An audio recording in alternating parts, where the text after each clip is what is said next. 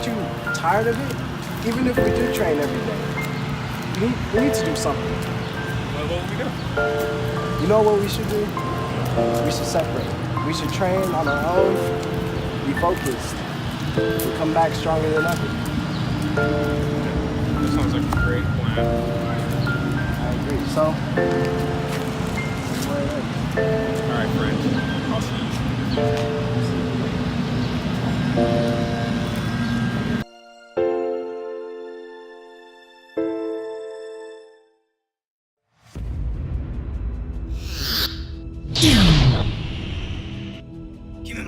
Give me the Star Orb now and I will spare you. Master, what are these Star Orbs that he speaks of? Nothing, Yogi. Stay focused at the task at hand. Your ways will only bring destruction and catastrophe to calculus itself. I would never hand you such power. So be it. Stay back here. I'll handle this. Yes, Master.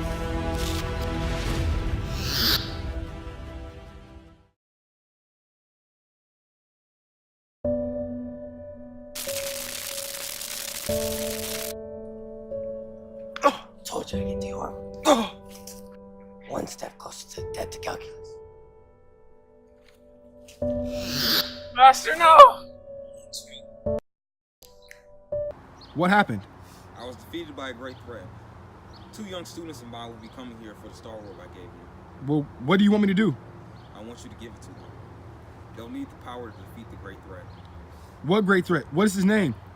I think that's Wushan. Wushan! Ah, man, what happened? Chen, are you okay? Yeah, I'll be fine. Wait, where's my sword? Hey, where's mine?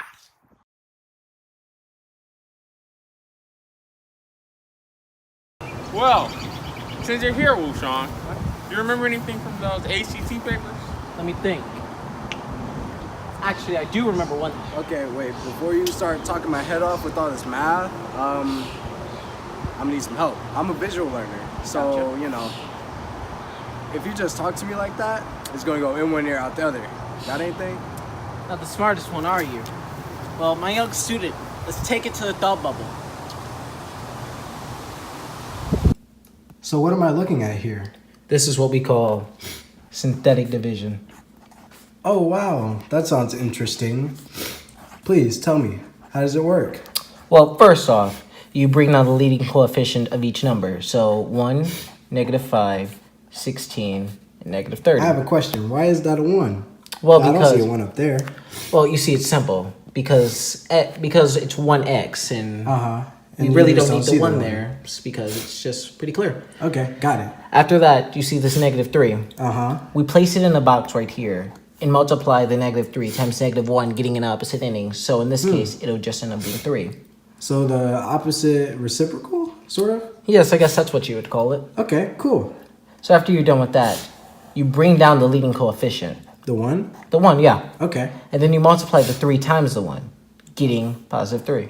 Okay, and you put it under the next one. Yes, and you add these two. And because this is a -1, you would get -2.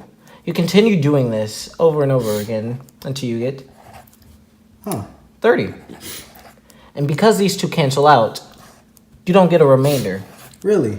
Yes. So it's a 0. Yes. And so for this part, because the leading term in the original problem is x cubed, this 1 would end up being x squared, x plus 10. Plus 10? Yes. Wow. And so what you would end up having is x squared minus 2x plus 10.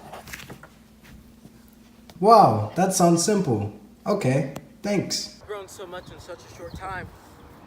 Really? I guess I have. What has it been, 2, 3 years? Honestly, who knows? Remember the first time we met? You didn't even hold a candle to me. Ah, shut it. You weren't that sweet. No wonder. Just how much have you improved over these past few years? That's a good question. You think we should find out? Why not?